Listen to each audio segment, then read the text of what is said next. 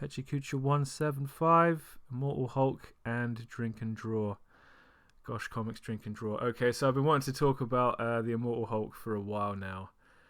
I noticed there's a typo in my Pecha Kucha logo. It's fine. No one cares. Let's move on. So the Immortal Hulk we will talk about after this Gosh Comics thing. Gosh Comics, quite a good comic book shop in Soho. Every month they have some kind of meet up in the shop. They go to a local pub and some guest artists kind of take the lead in a little couple of hour sketching thing in the evening. So there was 3 artists scheduled for this one, James Albin being one of them. All 3 artists come from a publishing house, so they're working with Gosh to basically, double promote. So this guy looks like he's a professional illustrator. He's got his little website that's got some cool stuff on it, sketchbook stuff, commercial work. It reminds me very much that if you want to do this for a living, you kind of have to do it all the time in your life and figure out how to have the time to do it. I was rather hoping to speak to one of these people about these things. The second person is more of a traditional artist, where they actually have done installation work. It's funny going to different artists' websites where you kind of get a broad overview of what they do, but not maybe necessarily where their interests lie. When people pay you to do things, you kind of do what you're told. When this chick started putting profanity on pottery, she kind of won me over. It's not the kind of thing I would consider commercially viable, but good art never is until someone buys it, right? And then the third guy, Lindsay is a guy apparently, another what I would call commercially viable illustrator. Both of the illustration-centric dudes having a bit of a broad variety of styles to match the jobs they've done and the clients they've done them for. And then of course, when I say commercially viable, this guy's really going for it. Who doesn't want pictures of cats? Everybody loves cats, all right? You see something like this, it's a very obvious thing to want to emulate because there are people who will pay you to do cat portraits, right? So the drink and draw thing actually didn't work out because too many people showed up and there weren't enough chairs. So me and the person who invited me, we kind of went to a coffee shop and I scribbled this hastily in an empty little A5 jotter I picked up for that very purpose.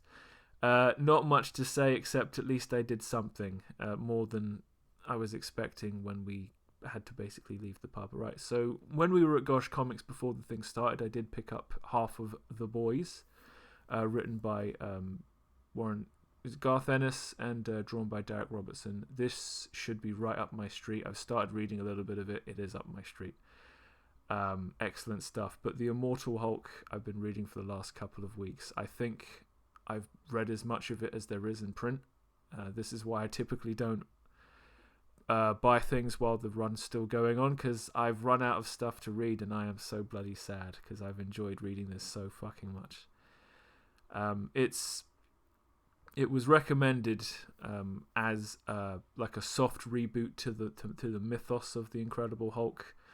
It's great because I've never been that much of a fan. I know stuff about it, but it is really something you can pick up, and it's got such a horror angle to it. It's macabre. It's great, and this kind of starts with Bruce Banner in small town America, going from city to city with no supporting cast at first.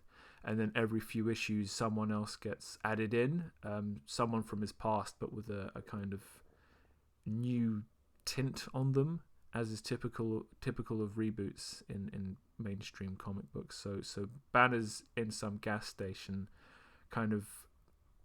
He's in there when a robbery goes wrong, and like this teenage girl ends up dead.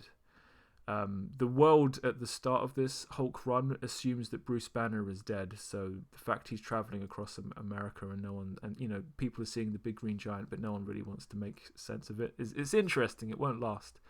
But this version of the Hulk is not a good guy. He's a bad guy who punishes other bad guys. And how often do you see a superhero put his hands out, and then it fades to black. This guy, and he's grotesque looking. I love that massive monobrow.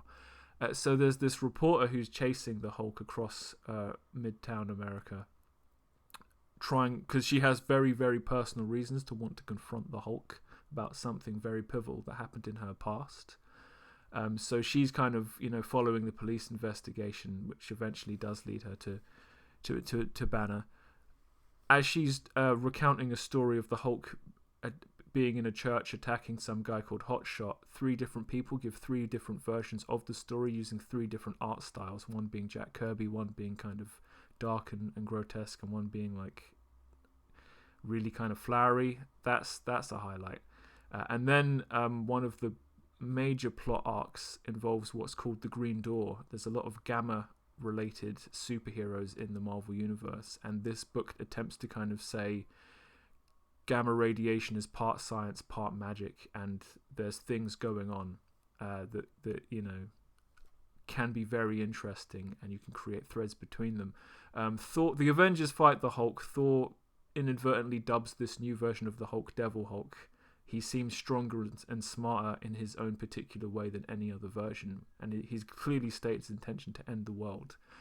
It's excellent stuff, and I've kind of avoided spoilers.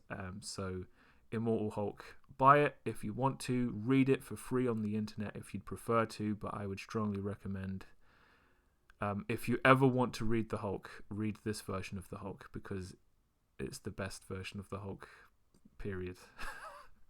Okay, so sad cloud of the week. Brexit apparently happened while I wasn't looking. Again, we officially left the EU on the 31st of January, except nothing actually happens until this time next year. We're still bound by EU law. So it's business as usual, and I'm imagining what's going to happen next year is they'll agree to do something that won't happen until 2022, 2023. This was predicted a long time ago. It's neither here nor there, but it just shows you that politicians aren't the people you turn to get things done. But then nor is Gosh Comics if you're looking to drink and draw. Not this month. They do one every month. Maybe I'll hit them up. Maybe March, maybe not February. So that brings us to the end of Pecha Kucha 175, and I'll see you next time.